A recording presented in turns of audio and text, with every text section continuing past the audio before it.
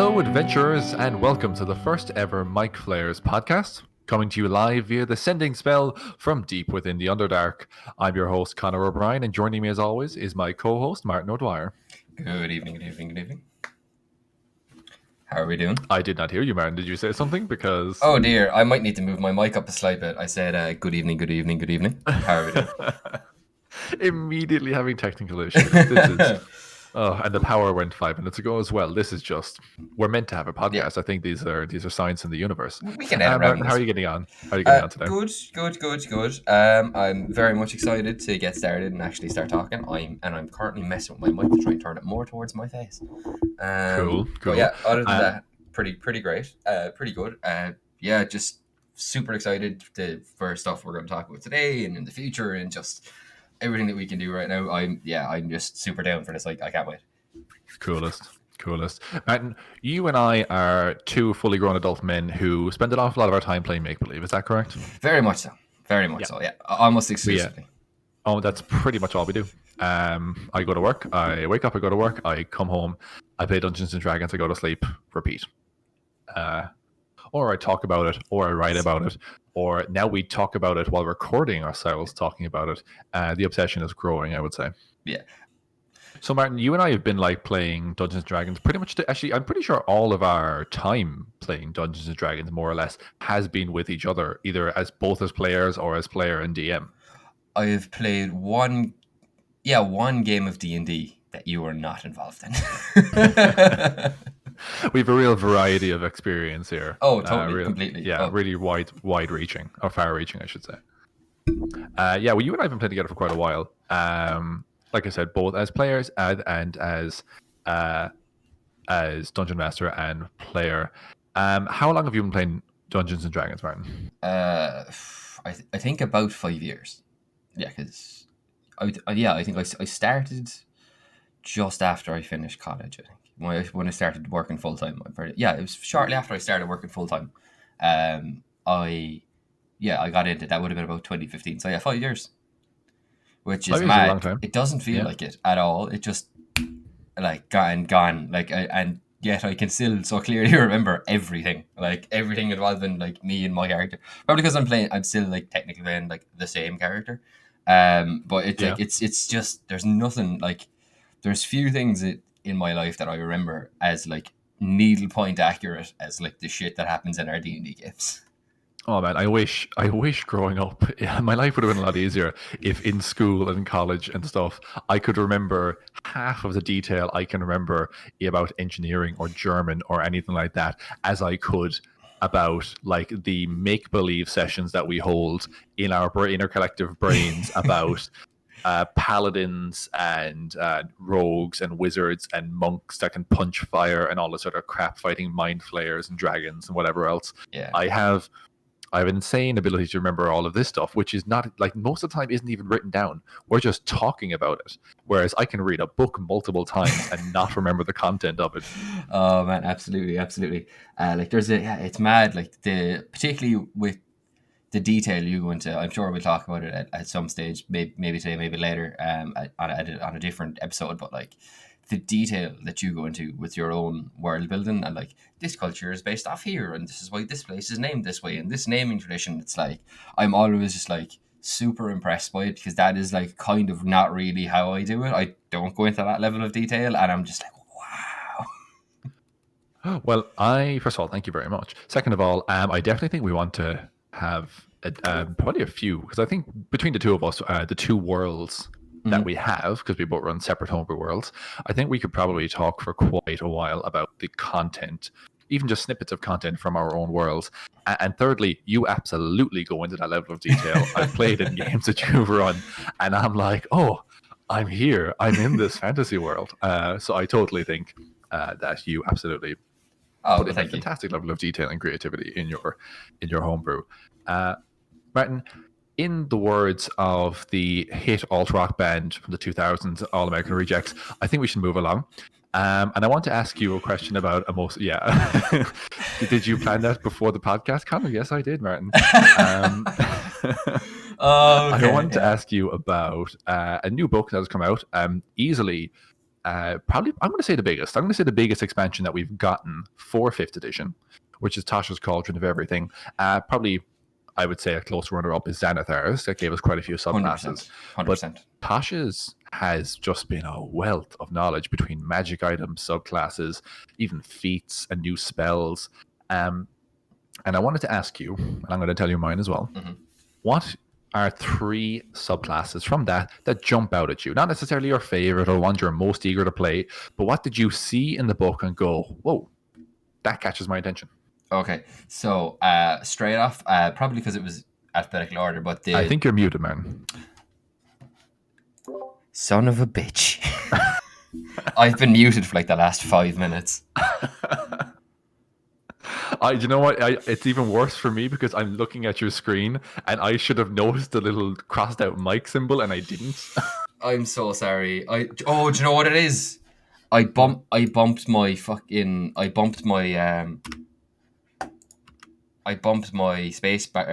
and I think I might accidentally muted myself. Oh, there you go. That's good to know. Actually, I'm keeping my hands off the desk. I don't know if it did that, but like I'm pretty sure I was unmuted. I'm so sorry. We're gonna have to start that again, aren't we? No, we can keep going. Okay. But we don't know. We don't really know what point my audio. Oh no, it's fine. I mean, I think I was ranting for a minute there anyway. Okay, cool. And I think the only thing we missed was you laughing at my terrible joke about the All-American Rejects. Yeah. Okay, cool. We'll start that bit again, I suppose. Cool.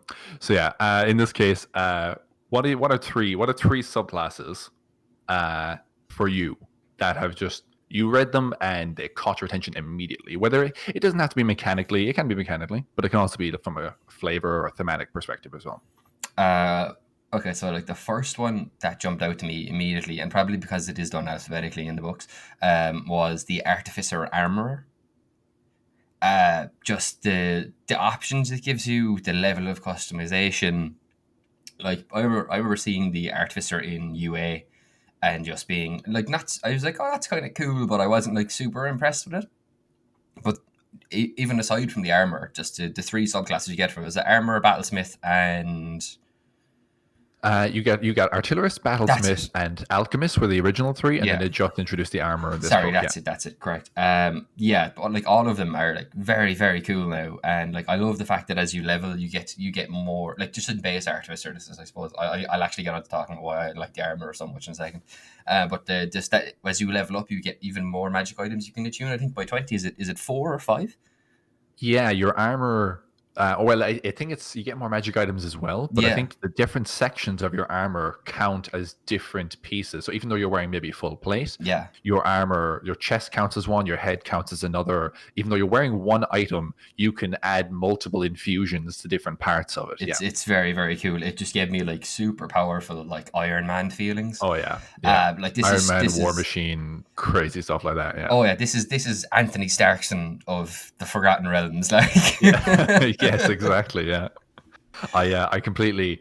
It's 100% the Iron Man class. I mean, it's a smart person who builds themselves into being a hero, and I absolutely love it. I have a recurring character in our campaigns called Milo Cogsby, who's a gnome artificer and has been since our first campaign before the artificer was even really a thing. But now I'm happy to have solid rules where I can actually create him in a stat block and be like, yeah, he's just got like Iron Man helmet down, the glowing chest, magical arc reactor or whatever. It's definitely like a destruction sphere or something in the chest that's like channeled. Yeah, exactly. Yeah. Or like, or maybe it's just maybe it's a tiny little portal to the elemental plane of fire, and it's just constantly churning flames through, and he's using all the flamethrowers on it. So cool, stuff like that. Yeah, it's like that's exactly what you just said is the reasons why I like that subclass so much. Is like there's just so much opportunity for like story and flavor, and like you can do whole arcs where you're just inventing new. You could do like a whole like submission for yourself where you're just like, I need to go to here to get this rare element that will, I don't know, let my arm like once a day it'll give me like an energy sword out of my arm or something for the armor. I haven't talked through a bunch of myself because none of my players are kind of like the closest in Artificer I have in my group is I've a swashbuckler rogue who's about to hit his archetype for gunslinger. That's about the Oh closest I've yes, got. yeah, yeah. Um, I do think that that's an interesting actual thing you said there a minute ago about having an artificer who, like, you know, the story almost writes itself from the class perspective, where you're like, okay, I have these couple gadgets, but I need to go and travel around and find these kind of elements that allow, or these objects that allow me to create more gadgets and gear that I incorporate into my armor. I like the idea of that being on a quest to build the ultimate battle suit or something like that. yeah, it's like it's very stock standard D&D. Like like it's basically just like legendary item, go quest for it, so and so. But like, or even just like the magic item crafting rules from Xanathars, where now like you need like a piece of whatever creature to make the item. It's very similar. Like, so I think it's just in like all in all in that subclass, just tons of opportunity for roleplay, tons of really useful utility. The fact that you can change, isn't it? It's infiltrator and defender, isn't it? Yes, one's kind of an upfront Yeah. bruiser, and one is like kind of a range sneaky kind of thing, which I Yeah, also think is kind of cool. I'm pretty sure it's the infiltrator one that like shoots lightning bolts from its wrists, isn't it? Yeah, yeah. Yeah, and then the defender has like just crazy punches. When I think about the infiltrator, I immediately imagine almost like if you ever played like Call of Duty Modern Warfare 2, when you do some of the underwater SEAL Team 6 kind of missions where Yes. you're going up with and you're infiltrating the bases. I immediately think of someone in a kind of wetsuit style armor, and then they're more like a spy. And they're like you know, like some like sci-fi movies you see, the spy gets on board the ship and then they hack into the computer and steal some data. You know, in the same vein, you're that intelligent infiltrator type that could be really cool as a scout. The infiltrator one very much reminded me of Crisis. Have you ever played that game, Crisis? CRYSIS. It's the one where you'd like this crazy. I think it might have been like a nanotech suit. And yes, I was thinking of Dino Crisis or something. Sorry. Very different games, but still a good one. Very different games. Yes, Crisis. Yes, I know the one you're talking about. Sorry. That's immediately the kind of feeling I got from the infiltrator. I think it is. Yeah, totally. Totally. But this was the second one that jumped out to me that I had a look at, and I'm putting it in there because I actually do DM this subclass. Is the Circle of Wildfire Druid. Yes. It's so destructive. So destructive. Oh my god, yes. So I like I said, I'm Mike in my group. He's currently playing one. It's very cool. It's very interesting. I would like to point out to the audience that Mike is a friend of ours who plays in both of our games and is kind of known as the chaotic neutral guy in real life, let alone in the game. So to put anything that has any level of destructive power in his hands is a big mistake, and I learned that in our last campaign.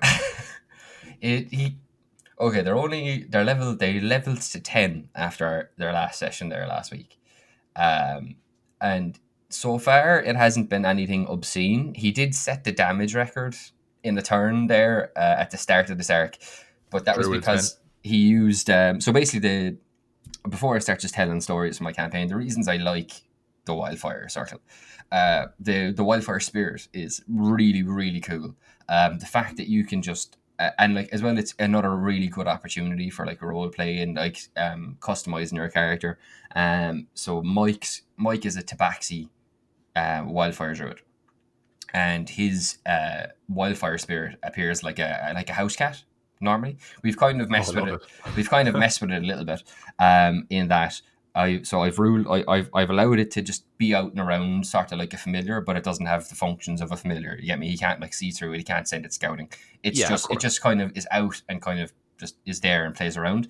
And what I really like about it, we work together on it, but so basically when he summons it, we've homebrewed that or kind of flavored that as it's like taking like a battle form. So it turns from this like tabby house cat that looks quite like Mushu actually, if you remember.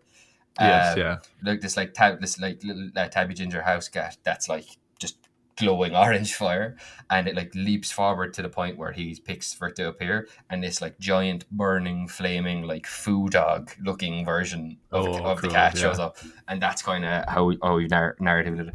But it's super cool. I love the ability just to choose like just be anything that with that where you have like a partner. and it gives you a bunch of options to customize the partner, or says you determine the appearance of X. I'm always so excited for that. I know there's another wildfire druid it's the Knights of Evenstar. Yes, that's right. Yeah. Yeah, Agnes Mark Crownsilver. Humes is running that game. Yes, he is. Yeah. I watched a few sessions. It's really good. But I saw some great art of her that went up recently, and she's got like fire in both hands, and from one ball of fire there's like a little phoenix kind of bird, and I think her spirit takes the form of a phoenix as well. So like obvious, but still very, very cool. Absolutely.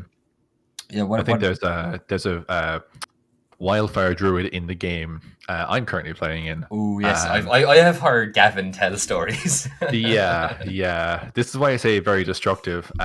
So it's being played by our friend Courtney. She is relatively new to the game, but honestly took to it like a fish to water. No elemental pun intended there.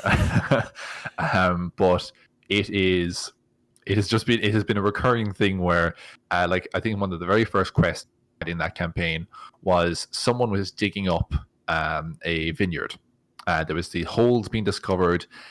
Basically, like, long story short, we discovered it was drug dealers that were leaving dead drops inside of the vineyard. So people would sneak in at night, dig up the dead drops, and then get out, but they'd leave some plants damaged and stuff like that. So this guy is like, hey, will you find out who is breaking into my vineyard and causing all this destruction, then we'll pay you, and blah, blah, blah. We found them mid digging up some dead drops in the middle of the night, and of course, natural enough thing, Courtney, as soon as the fight starts, goes, I summon my wildfire spirit, and we're all like, oh cool, and she's like, yeah, I'm doing fire damage, excellent. And only a round or two in, we realized that some of the fire effects that she is doing cause the area to catch fire, and we're in like a southern, like middle of summer, southern France, Mediterranean style environment. Oh, so no. things are pretty dry, and we burned down a fair chunk of this vineyard. So yeah, I have a little bit of I wouldn't say a bad taste, but we'll call it a spicy taste in my mouth for the wildfire druid and its destructive capabilities. Yeah. Just aside from it just being really mechanically good and a damage machine, I think it opens a lot of good story opportunities as well, because I think there's really two kind of ways you can go with it. Particularly if you're running an ongoing game that didn't have something in it before, you can either introduce it as like, this is a culture of people, or this is like a specific sect or whatever, and they've always been here, you've just not been aware of them and not met them, they're like reclusive or something like that. And I'm talking about like if you're introducing it into your game. If you're just starting the game from scratch, you can just build that into your world. That's fine. I went the opposite with it, because so I have two characters in my campaign who have backgrounds tied to prophecies of a doomsday. And okay. they both just so happen to be from the same continent as well. Okay. So basically there was a big boss fight in earlier on in the campaign where basically like an eldritch sea god tried to force its physical presence into the material plane, or like take an avatar. My guys defeated it, saved the city, but I don't suppose it's a spoiler if any of them are watching, because they have a pretty good idea that it's happening now. But essentially that, like, when it almost got in, it like breached the veil, shall we say, and like created a tear. And that created like ripples of arcane energy across the world. And so Mike, otherwise known as Mandroy, my wildfire druid, he's from basically the middle of this continent called Muspel. I based a lot of mine, as you know, I based quite a lot of my world on like Norse mythology and stuff like that. So that's a continent of like a lot of like very violent natural phenomena, like massive explosive volcanoes. There's a whole mountain range that's just eternally covered in a giant thunderstorm called the Path of Storms. It's just a very, very elemental and chaotic place. Lots of genasi, lots of different like barbarian tribes that are kind of wandering around, and only a couple of pockets of like large population. This is relevant because where Mandroy is from is a place called Ganunga, and it's basically this giant kilometers wide hole in the middle of the continent. And every hour on the hour, it basically explodes like 100-foot tall column of fire. It's like a giant fire geyser, and basically Mike's tribe is called Burning Mountain because Tabaxi are really, really, really. They take the whole place name yes, thing. Yeah. they're very straightforward about their names. And Is this Mike making a joke about Burning Man? No. I named the Okay. tribe. Okay. So they basically live in the foothills that surround this area, and they come down from the foothills and worship at the geyser, and then kind of return back. But since that tear in the world happened, the geyser has started going off irregularly, and stuff around there has begun, like the leaves are beginning to die, the vegetation isn't quite as green. It's just like there's like a decay kind of setting into the natural world, and I'm taking a lot of cues from Dark Souls with this, because it's all about the fire and the linking of the fire and the fire fading and a champion rising to relight the flame and restart the cycle. So I'm mixing that with I know Mike's a big anime fan, so I mix some elements from like Naruto as well in there. He's doing it as well with his like magical aesthetic choices. I think he healed the guys, or he cast resistance on someone, and he gave them like a Naruto style like chakra cloak that had like a cat head on it and stuff. It's really cool. So yeah, I'm a huge fan of that. Even though I foresee it causing me quite a lot of headaches around levels 15 to 20, like Druid just gets so broken after a while. And the thing I probably like the most about Wildfire Druid mechanically that I didn't say is the fiery teleport. I think it's you and up to 6 other creatures, and you can your Wildfire Spirit just teleports them 30 feet, and then where it appears it does damage. Yeah, it's almost like a thunder step. Very much on instead of leaving the thunder behind you, the fire appears where you appear. Exactly. Yeah, it's very, very cool. Mike hasn't had a ton of opportunities to use it yet, but I know at some point that's going to come off clutch. What's the range on that? Does it go far? I think it's like a Misty Step range. I think it's like a 30 foot. Okay, yeah, cool. Actually, would pair well with an Eladrin, like an autumn Eladrin. Hell yeah. Summer Eladrin? Summer. I forget which one it is. Summer is the fiery one. But yeah, just add that would be absolutely sick. But then the final one I kind of had a look at that really intrigued me, and just I'm actually kind of torn, because I watched a very, very good Todd Talks video yesterday about one of the new subclasses, so I'm torn. But I'll go with my original one that I was going to say, because I'm a sucker for a good paladin subclass. It was my first class that I played 20.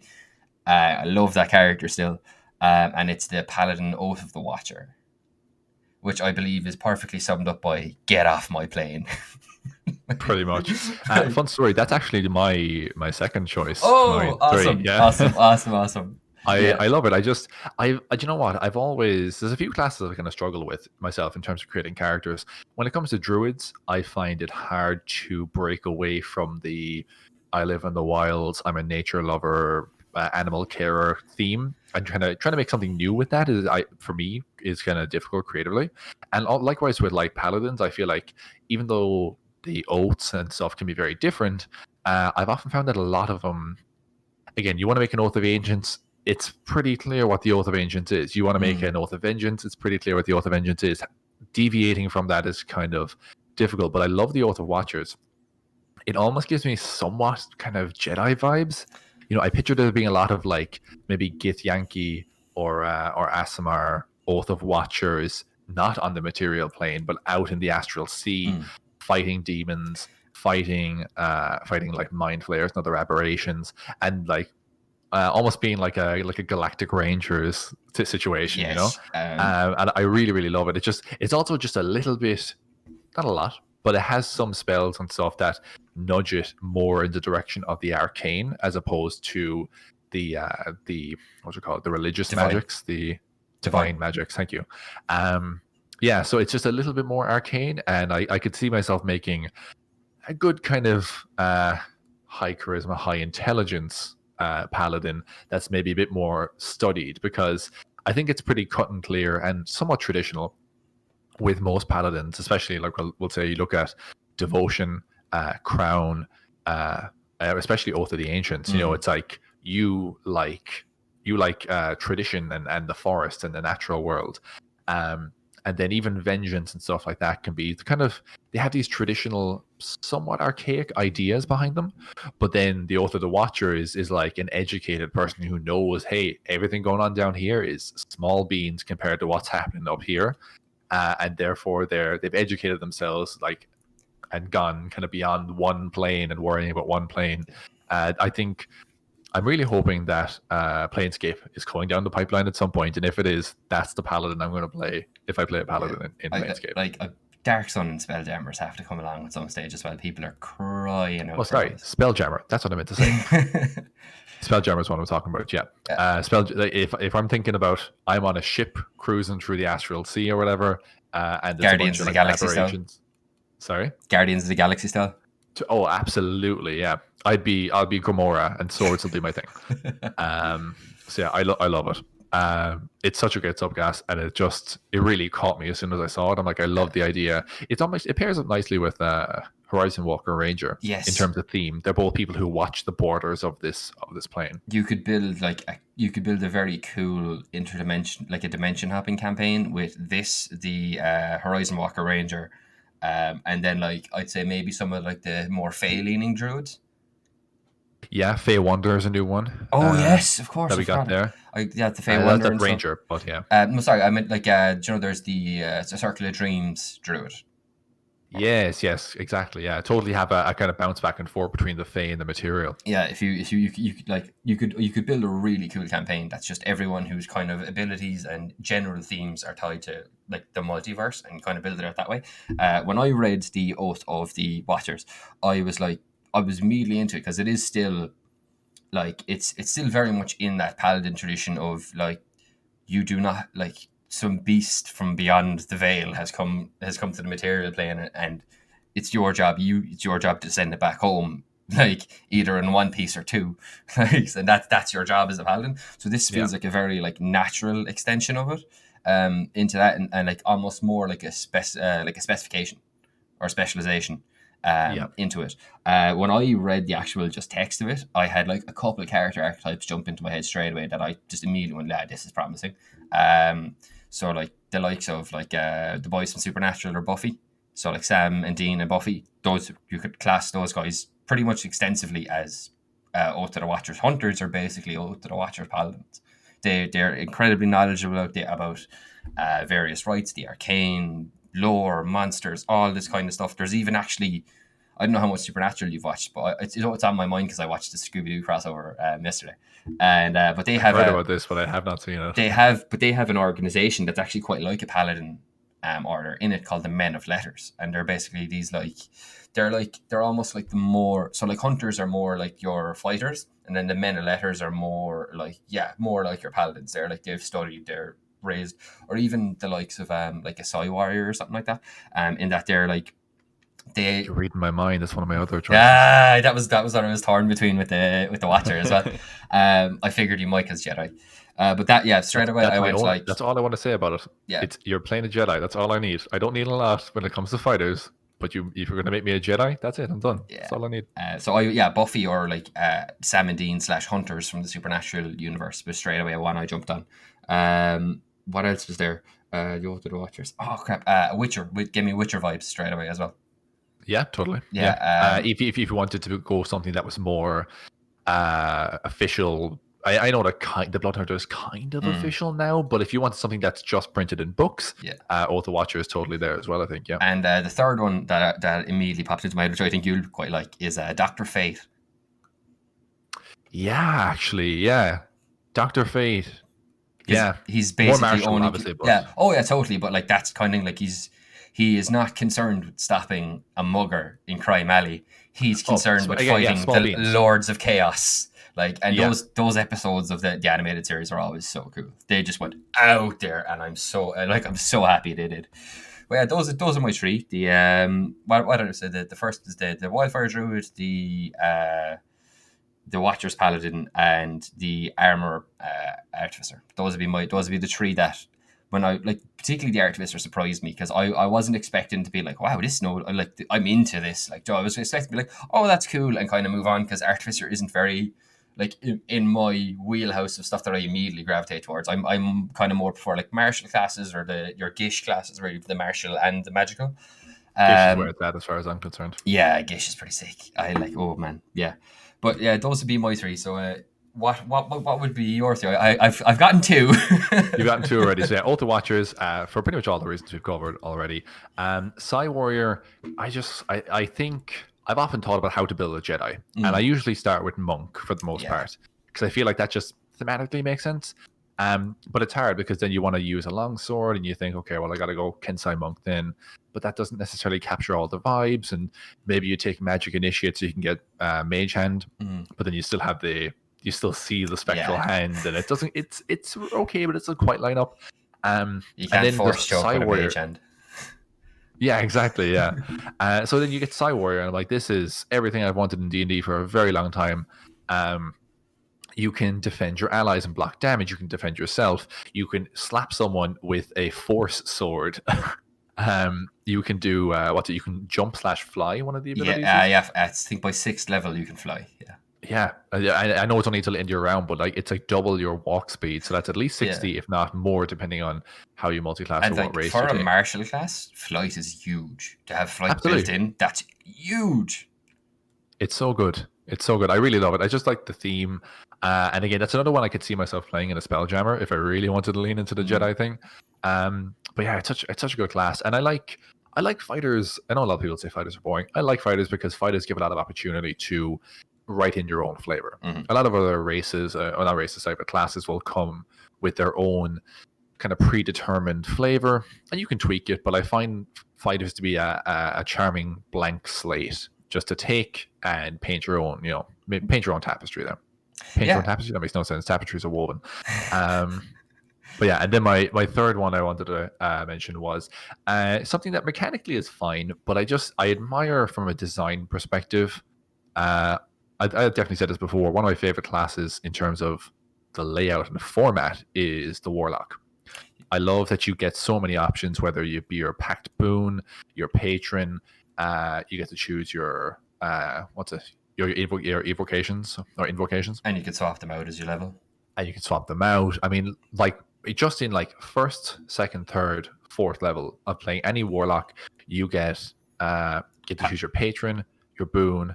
Patron, invocations, boon, and then you get either an ASI or a feat. So by 4th level, 2 people could pick the same boon or the same patron, but still have drastically different warlocks because their abilities can be so different. So I love that for a variety of reasons. And in that, I really like the Genie, because you know me, big into my elements. Based a lot of my current homebrew world on like Avatar, Aang, and Korra. And I love those kind of elemental powers. And the Genie had a really interesting design history, because when it came out initially, it did something I didn't necessarily want, but also I respected a lot, which is it didn't lean towards the elements. It leaned more towards almost like the Disney Genie, where it gave you a lot of abilities like I think Gaseous Form is one of the spells, and there was a few other things there. I'll just bring it up here, but it gave you a bunch of stuff that was like, here are some of the ones that kind of made it through. What's it? Phantasmal Killer, Phantasmal Force, Creation, Wish, naturally. It gave you a whole bunch of stuff that was very generic. Sounds bad, but it was generic Genie. And I don't mean that in a bad way. I just mean it in a way that they kind of caught this elementally neutral Genie. And I thought they actually hit that really on the head, even though I wanted more elements. They really got this idea of a Genie right, I thought. And then people weren't super keen on that, so they went and they did more element stuff.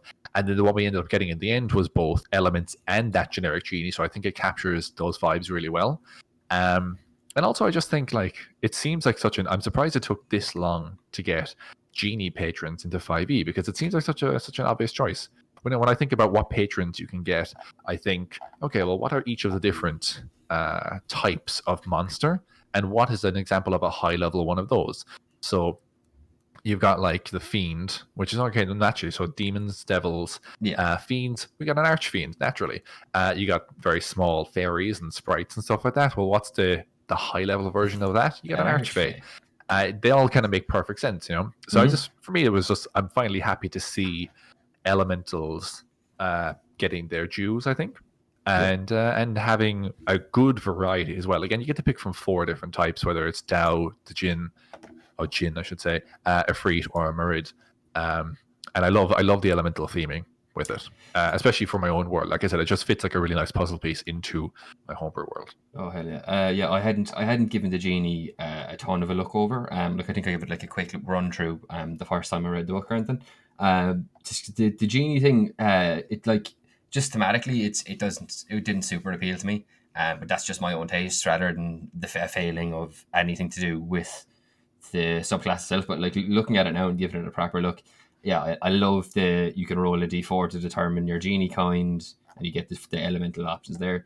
Some very, very, very solid spells, like you were saying. Like, geez, even just the Ifriti spells: Burning Hand, Scorching Ray, Fireball, Fire Shield, and Flame Strike. Like, I mean, and the way they did it as well is that I realized this a while ago when I was brushing up for the podcast.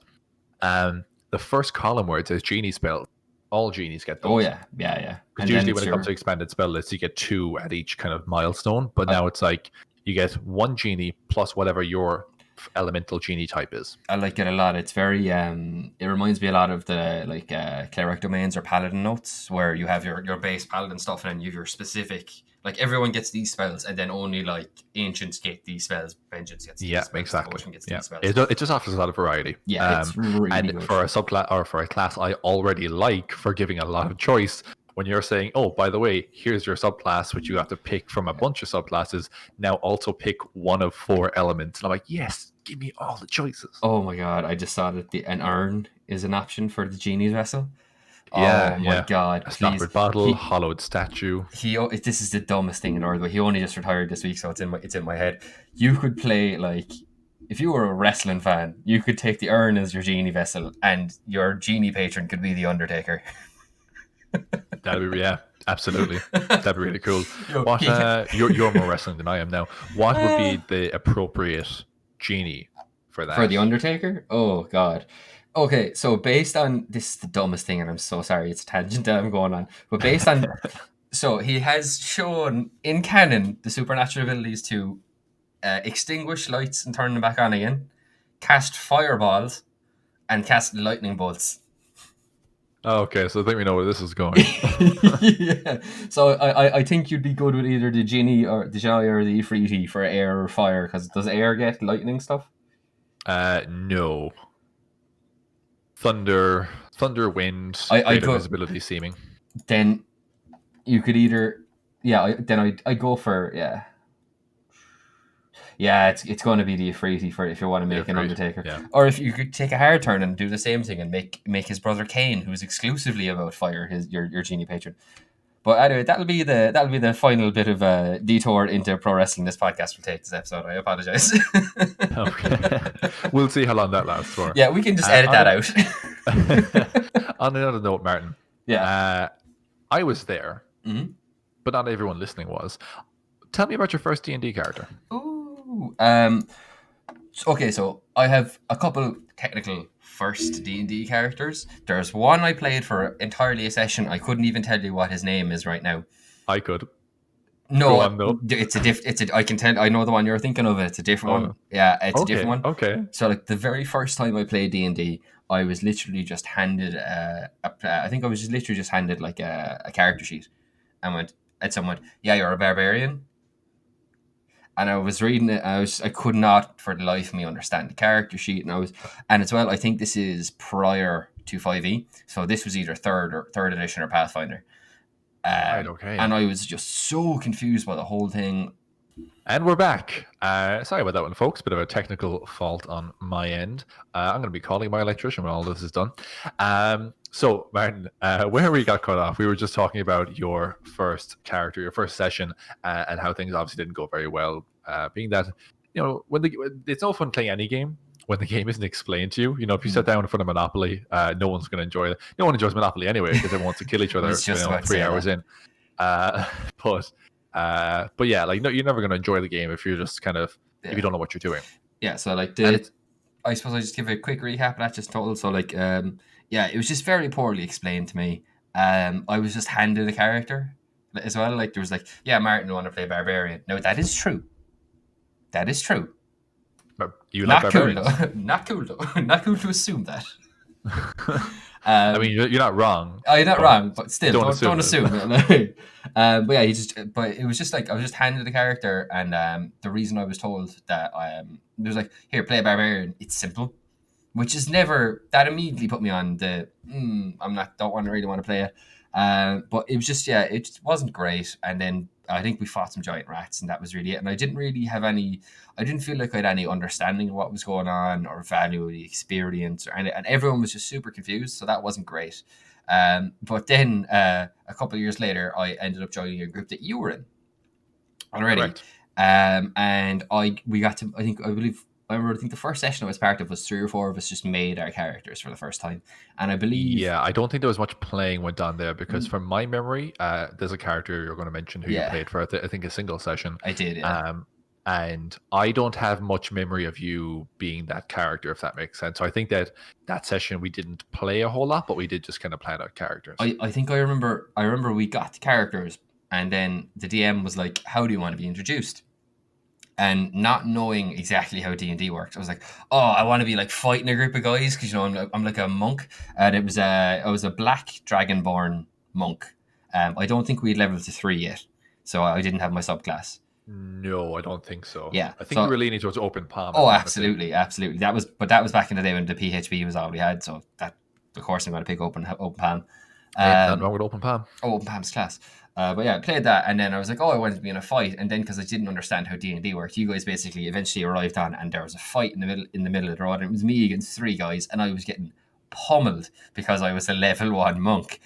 And then I remember, like, it was at a time when Ross was playing a Goliath as well, I believe, and he was like, he was playing a Goliath paladin, I think. Yeah, I remember him like hurling javelins to try and take the guys down, and all of them missing and just going through the same window, and it was just a complete clusterfuck. But like, yeah, it was enjoyable. Like I thought that, like, my main idea for it was about like, oh, Dragonborn are cool.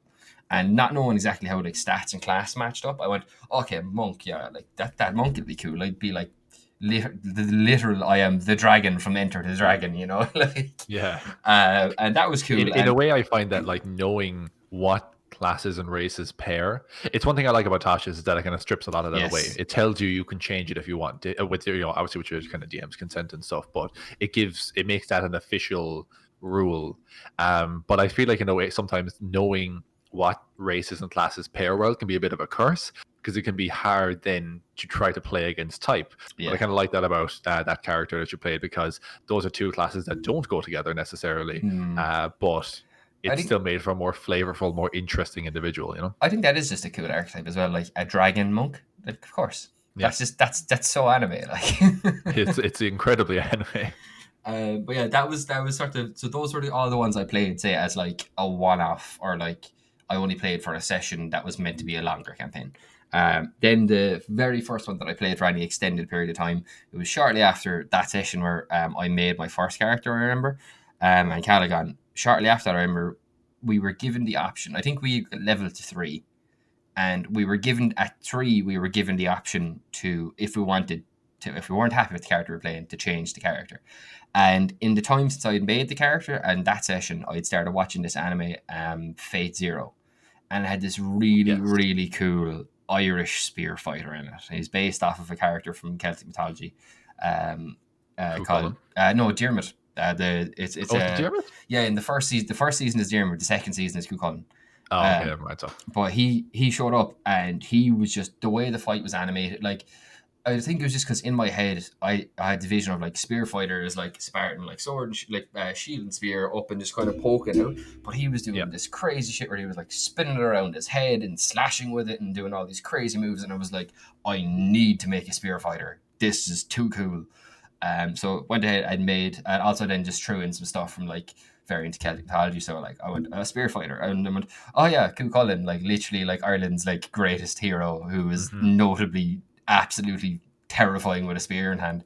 So I was like, that's a good base. And then I pulled the name from Irish mythology as well. So the one of, it's actually Cuchulainn's dad, is He was one of the gods, wasn't he? yeah, Lulavada he's like the god of storms and skills, and I think he's specifically very well known. He called Lavada, which translates to the long armed, because he was so good with a spear. It was like an extension of his body. It's kind of the gist of it. So I took that and I deliberately mispronounced the first name to make it Lug, because all of my characters have like one syllable names. I like that though, because you had I know that if I was to read it, knowing it's Irish mythology, I would call him Lugh, Lugh. But Lug sounds distinctly more barbarian. Yes. So and, like, totally, yeah. I'm also not the smartest chap in the world, so Lug seems to fit. You know? You wouldn't know that GH is pronounced as a silent. So. Yeah, but yeah, totally went into it and just like stole a bunch from, like, I say stole, but like just really heavily based it in like repurposed. Repurposed. What was it Picasso said? The average people copy, the great steal. Yeah, exactly. Yeah. So I just wholesale, because I pretty much any character I make, I'll usually pull from mythology, either for a name or like if the character lines up with like the abilities of a class, I'll do that as well. Like I had a paladin who was named after the creator god from the Lord of the Rings universe. So this one then, Lug, it was just like pull heavily from like the Cuchulainn and stuff, and he's just like, I think mythology is such a good vein to pull from for D&D, particularly if it's like a lesser explored one. Like Norse is kind of done to death. Particularly in recent years with like Thor from the Marvel Universe and the most recent God of War game. Yeah, people, it's very much in the forefront. The most recent Assassin's Creed as of like this month or whatever. Yeah, so absolutely, it's very much a world that is on everyone's doorstep now.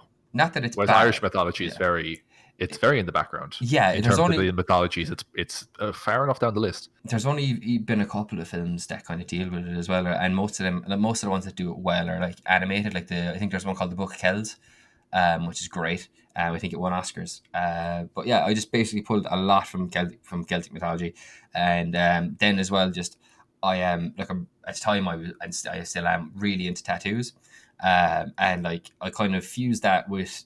I know it's not specifically the Celts; it was more the Picts in Scotland that would use woad and dye their skin blue and do this crazy. So I kind of took that. And mixed it with like typical like Celtic style art with the spirals and the like the animal forms and the knots and everything. And I was like, that would be really cool if you fused like the traditional Celtic art with like the Pictish idea of like, or like, and sort of like war paint as well, but made that a thing where like the culture, I was like, it's like as you grow, you gain more tattoos as like, so almost like a Scouts badge kind of a thing. If you want to look at it that way, yeah. But just as basically as you progress and you're it was actually, now that I remember, fairly heavy. Moana was a big inspiration as well. With Maui's tattoos, that he gets a new tattoo every time he does something great. Like, has some heroic, legendary, and it just appears in the skin. So I was kind of feeling that as well, and just I just wanted to do like warrior, like Celt warrior culture that's not like totally barbaric, because like a lot of the Celts, like, well, like, you know, if they killed an enemy, they might sometimes cut the head off, mount it on a horse's neck, and take it home and display it to visitors, being like, look, this is an enemy I killed. Like, that's barbaric. But they were also incredible craftsmen, poets, like singers, all this kind of stuff. Absolutely, very creative. So I really wanted to go with that and be into like a barbarian culture, but not like the dumb savage trope. And I thought that, and that's kind of the way I want to do it. And just there's so much to explore in Celtic mythology. It was great, and like even the Celtic stuff then opens up into the Fae as well. And like you've done like great stuff with the Fae before, but also specifically in this campaign. Like everything we did when we went to the Fae, I was just like mind blown.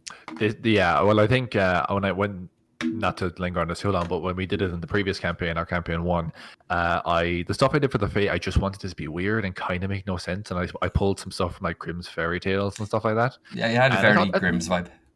Yeah, and I thought I was happy what I did with it, but going into this campaign, I purposely wanted to make the whole being weird for the sake of weird, and the Grimm's fairy tale thing is nice, but it doesn't feel like a very real lived in place. And the Fae is, despite its weirdness, it is a place where things live and have day-to-day lives that don't just revolve around the adventurers that get sucked into a portal and lost there, you know.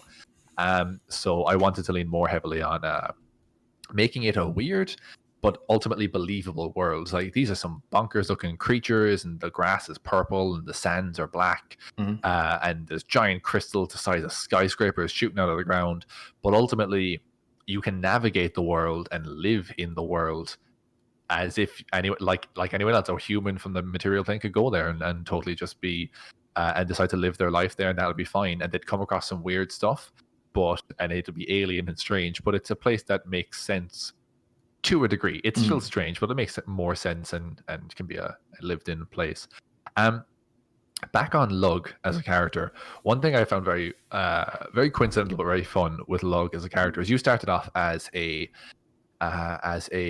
human fighter. Yeah, V1 was the human master. fighter. Yeah, that was the old one, correct? Yeah, in the previous the first campaign you and I played in together, and then we were towards my, because I left that campaign a little bit before you, and towards the end of my time there, the first UA for the Ancestral Guardian came out. Yes. And you had made Lug with all the tattoos and all the Celtic culture, and he had a reverence for his ancestors. Yeah, I had written in ancestor worship as a religion rather than any kind of organized one.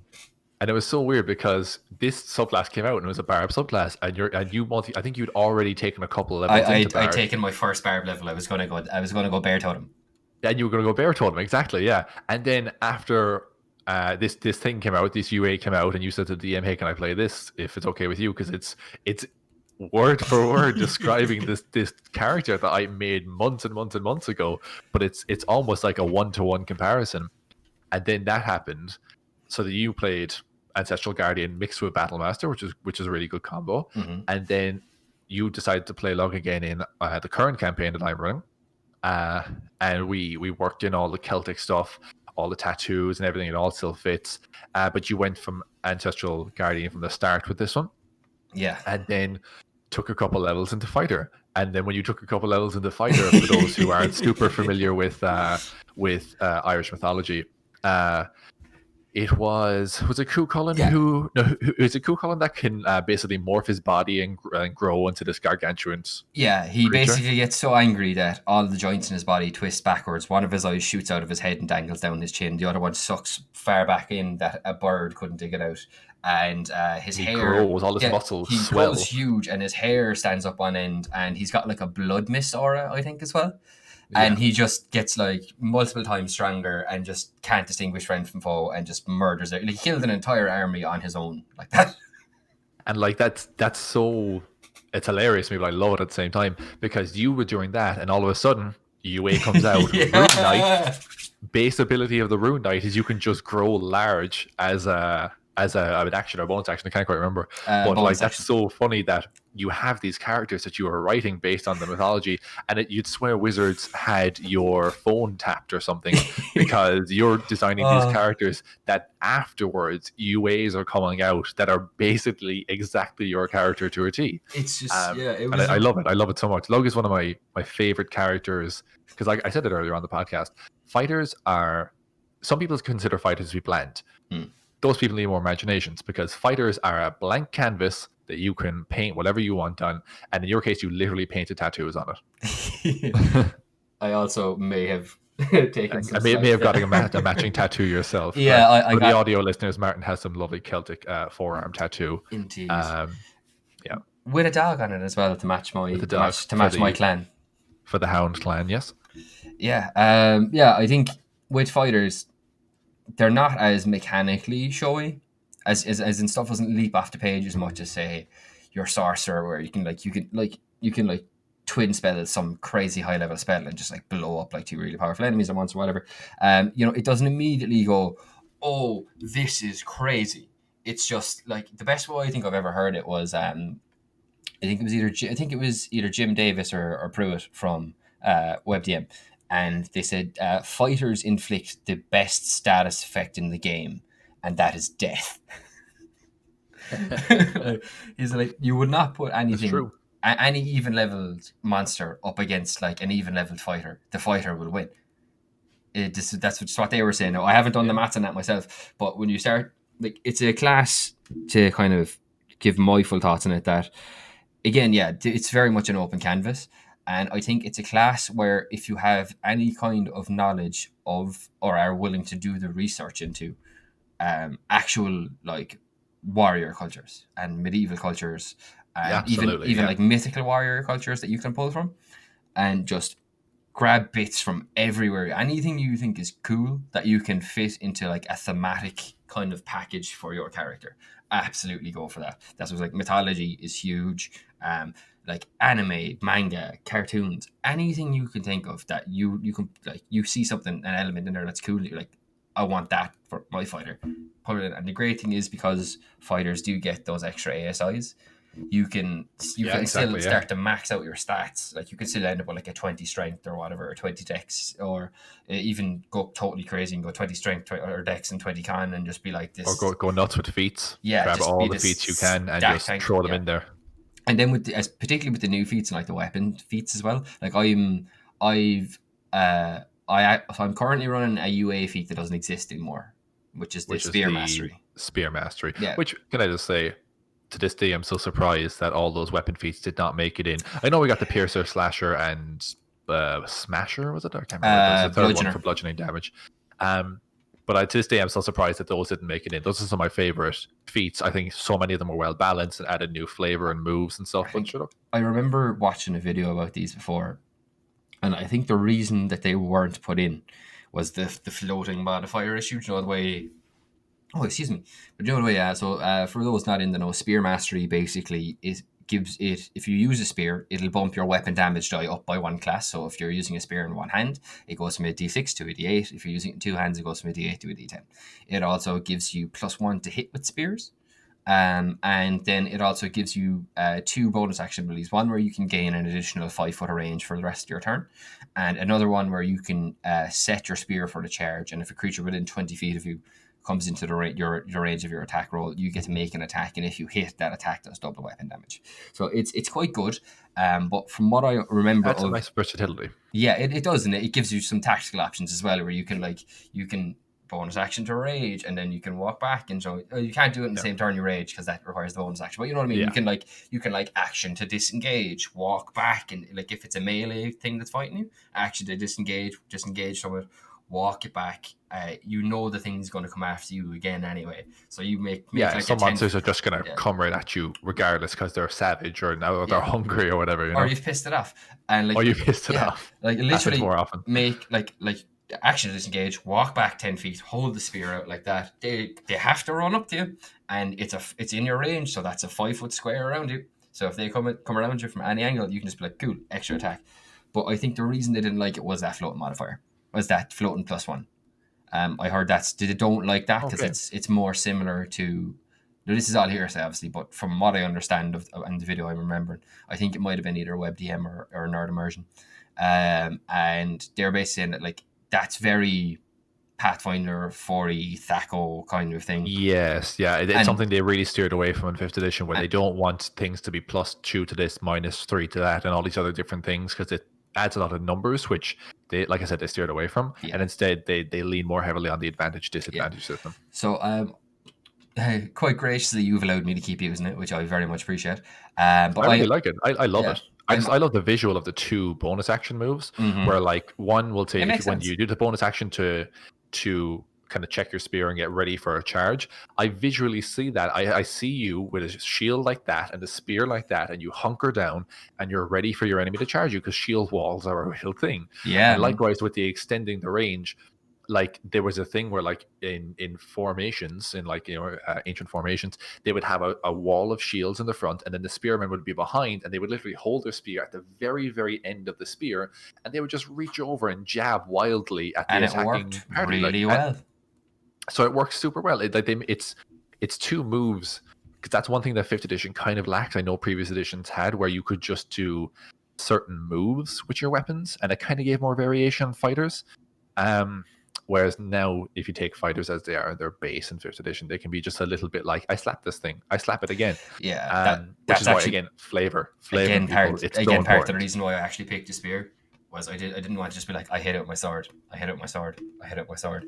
Yeah. Like, that's fun and all, but like sometimes you do just want to be like, I do this crazy cool thing, this mad like martial technique or whatever. But yeah, I know. I think we've kind of gone off on a wee bit of a tangent there. But yeah, Don't we always? yeah, of course, that's half the fun. But yeah, so That's why we made a podcast, apparently. yeah, Because we know what we're like, and we decided we just record it and make other people suffer through our shit. yeah, we do have a really cool theme song though, so that it may be worth it. We do. Our theme song you guys would have heard at the start, a little bit of it at least. We're actually going to play it again at the end of the podcast to just kind of roll out with. We're very happy with it. Friend of Martin's put it together for us, and I played it just before we started recording. And if I wasn't pumped to start recording, then I definitely was after hearing this song because it's so good. I'm a big fan.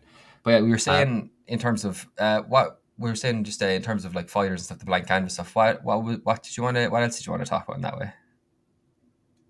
So just in terms, maybe just one last thing before we kind of wrap up. Yeah.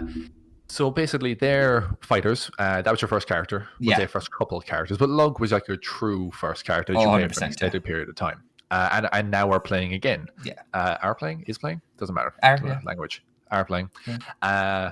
And what I wanted to know, so Lug is now, we'll say, the newest iteration of Lug, is a human variant, barbarian, ancestral guardian, fighter rune knight combo. Yeah. With a very heavily influenced by Celtic mythology and stories and stuff like that. So much so that at the start of this campaign, in fact, you very much like Cuchulainn, was it? Was chained to a rock. What's Cuchulainn? Yeah, he fought the army for 3 days and took a grievous wound and chained himself to a standing stone with his innards hanging out and kept the army at bay. Feasted on him. Yeah, they wouldn't go and that near was very much him. how you started out. Your people lost a battle, and that was you. So that's how heavily we pulled from history for your character or history, mythology. That was like such a great moment in that story. I was like, that would be a great way to start a D&D campaign. Like your character, you have suffered a terrible defeat. You wake up covered in wounds. I'm missing an eye as well, which was Jesus. That was a visual that was rough to get out of my head. But yeah, cutting your eye out. Yeah, Jesus, man. Just the idea of having someone put a dagger right there and go across. It was just dip and then out. Yeah. Oh God, man, that was just brutal. So what I wanted the question I wanted to pose to you, having played Lug now and maybe had time to reflect on it between campaigns and stuff, and the original Lug that you played, is there anything you feel you look back on and think, I did that wrong? And not just, I don't mean mechanically. Obviously, we didn't all know the rules as well as we do now back then. This is going back 4 or 5 years. But what is there anything you look at and you kind of think to yourself, I wish I hadn't done that? Yeah, so the OG version of Lug, it was this thing where he was like the bodyguard, part of a team of guards for the king, like a king's guard. And then one of them turned on the others, brought demons into the castle, and basically everyone died. And the last thing Lug saw was his king got melted in his armor by a demon, and then he got thrown out the back wall of the fortress and off a cliff. And the melting an armor thing is new to me. I don't remember hearing this. It's been a while, to be fair. Yeah, that's cool. But yeah, it was cool. But then, see, after that happened, we started our first campaign with you, and I played a Demon Slayer Paladin. And I got all of that out in a much better way. I think I was trying to cram too much into the original version. I think at the time, if I'm not mistaken, when you were playing Lug, you were also reading the books that you eventually ended up basing Lug on. Oh, not Lug, sorry, Eru, who was your Vengeance Paladin. Yes. So I could understand why both those flavors would be in your head and you would try to implement them. Yeah, I was reading through that series, and that was great. For anyone curious, it is the Night Angel trilogy by Brent Weeks. Yes. Would highly recommend. It is a bit grisly though, so just be fair warned. Those are great books. But yeah, I think it was just I had so many ideas, and I tried to put them all in together. And I think this version of Lug is much more focused. Like, it's very much, I am this way from these very clear reasons that you could see, and they happen in a very clear way. And there is good, solid reasoning behind why, say, like X betrayal happened or why this event happened. Like, it's a very easy and clear to follow kind of chronological timeline you can look through of like A led to B, led to C, led to D, and that leads to where we are now with E. And like particularly as well, the fact that the first big arc we did was Lug's backstory. It was the most, geographically, it was the most immediate thing happening. Although that being said, the altar kind of got there by chance. I told you before, at the start of this campaign, I started you off in a town in the middle of the country. And then I said, hey, the next 3 nearest settlements are these, and they're approximately equidistant. And I gave you a brief description of each one.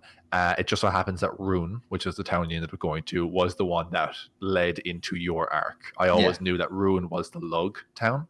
I had that feeling as well, to be honest, just because there was a rune stone there. I was like, that kind of feels like me, and it's close to, because you'd drawn these insanely cool maps, and I'd looked at them ever so often. You're welcome. And then I had seen, like, there's Kale, so like the country Logos from was called Kelda, for yes, home of the Killed. Indeed. And I knew that was close to Rune, because as part of our session 0, I think I had gone past there, or like the river had carried me past there, down to a further down settlement. I think it was like Silver Mill or something like that. There was a guy. It was a single fisherman's hut on the river, but he had these kind of like nets set up that spanned the river, and you got caught in one, and that's how he found you. I think I'm thinking of something from a previous campaign.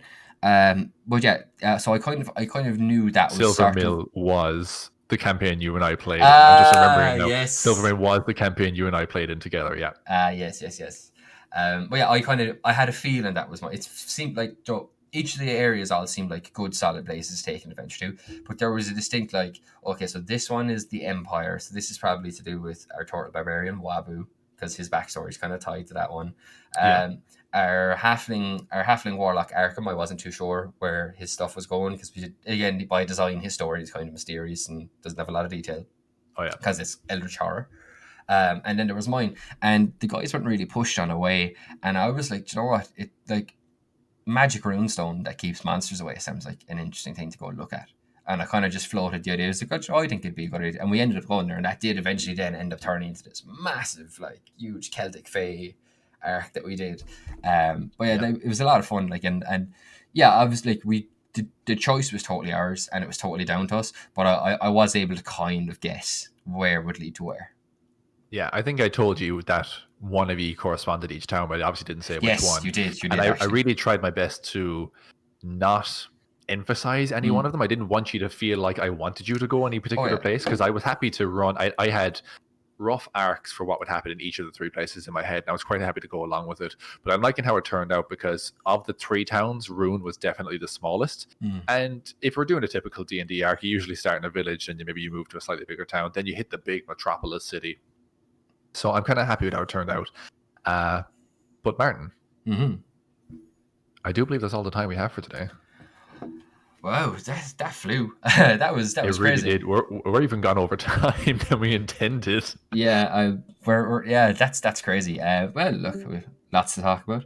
Thank you all so much for listening. This has been the first MicFlayers podcast. I'm quite happy with how that went. If you have any questions at all that you would like to ask us, or stories that you'd like to share, or topics you would like us to cover, you can tweet us at MicFlayerspod. That's MicFlayerspod on Twitter. Martin, where can people find you? Okay, so I have a couple of places. So if on Twitter, you can find me at So Sorry It's Over. And then on I also stream on Twitch, mostly like art and gaming streams, and you can find me there at twitch.tv/Murt. That's MURRT. What about you, Conor? Where can people find you? You can find me on Twitter at 0.Conor, ZEROPOINTCONOR, 1 N. Can't stress that enough. Important. And that's pretty much it. You can just find me on Twitter and here on the MicFlayers podcast. Awesome. So, guys, thank you so much for joining us. Martin, thank you so much for joining me. I always enjoy our D&D conversations. We'll be back again next week, I presume. Yeah, I don't know. Next week. I don't know what the schedule for this is. Presumably next week with another podcast. So we'll see you all again. Thank you very much, and have a nice night. Have a good one, guys. Thanks very much.